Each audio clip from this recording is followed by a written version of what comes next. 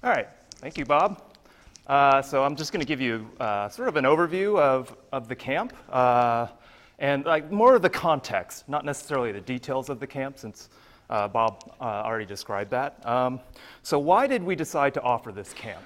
We decided to offer this camp because both ourselves and the National Science Foundation and the National Security Agency realized that there are some really gnarly problems coming down the pipeline in this society because of technology, and this generation of kids has to solve it. And I'm really sorry that our generation has left you this, but what can we do? So I'm going to talk a little bit more about why. And it's really important because when you try and learn something, you always have to have the why. So I want this to stick with you, and then maybe this is something that you'll like to study somewhere down the road. So I'm going to start with a quote from that summit that Bob referenced. This is from then President Obama. One of the great paradoxes is that the technologies that empower us to do great good can also be used to undermine us and inflict great harm. And I could paraphrase that. And so we have things like quantum computers, and these things are doing really useful things, like figuring out how to fold proteins like that. Really strong advances. But then we have these same computers breaking all the cryptography that we rely upon. We learned this week about the RSA algorithm, factoring prime numbers. That algorithm is dead as soon as we build a quantum computer that's strong enough. Excuse me. We have Stuxnet. We talked a little bit about Stuxnet in this camp. War over the internet. No one dies, right? I can just, put some code in your nuclear facility and poof, you can't produce enriched uranium. So that's awesome. But just a couple years later, you turn around and we have our, fighter jet plans stolen.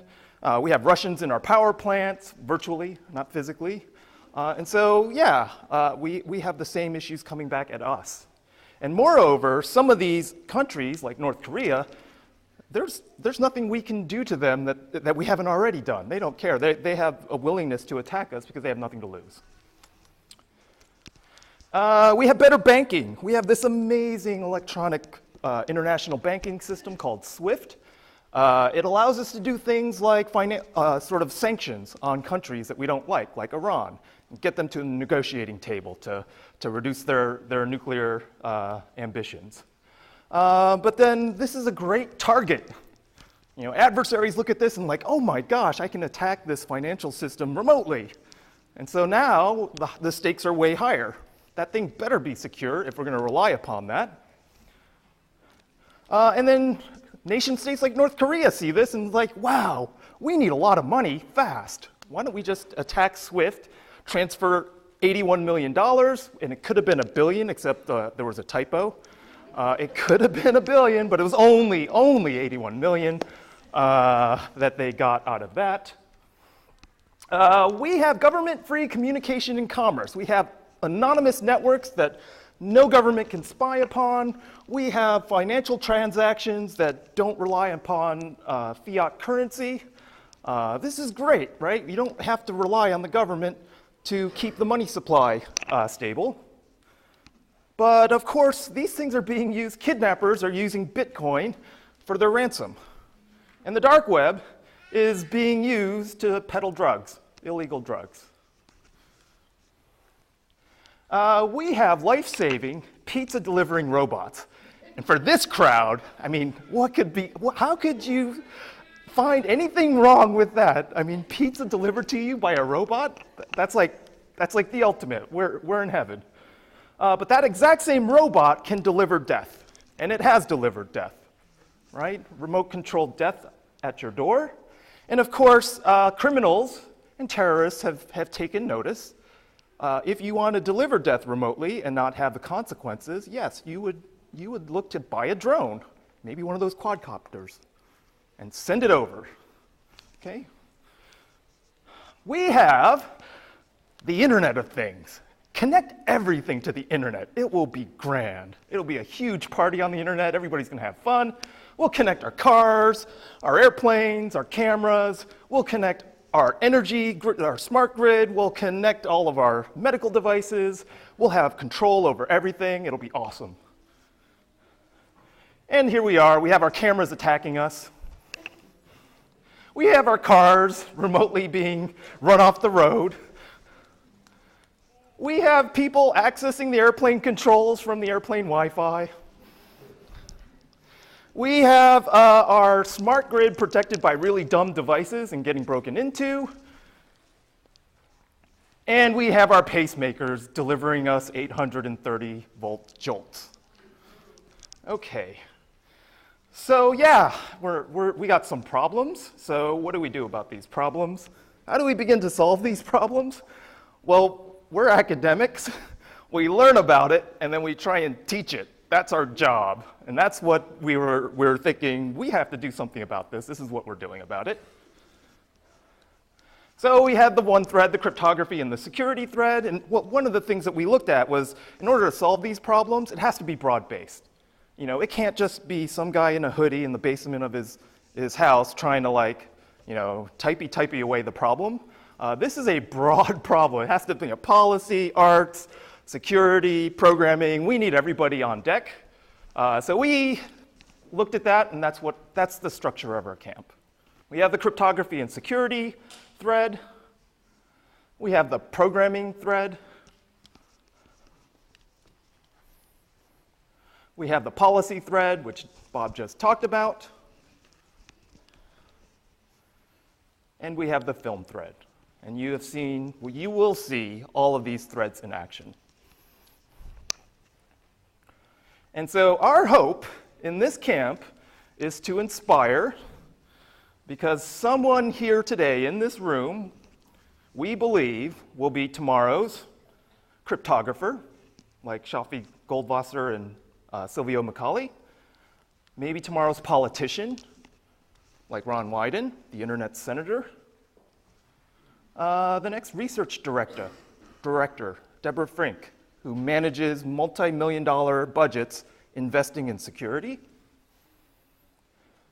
A journalist, like Brian Krebs, Glenn Greenwald, writing on technology and security problems in society.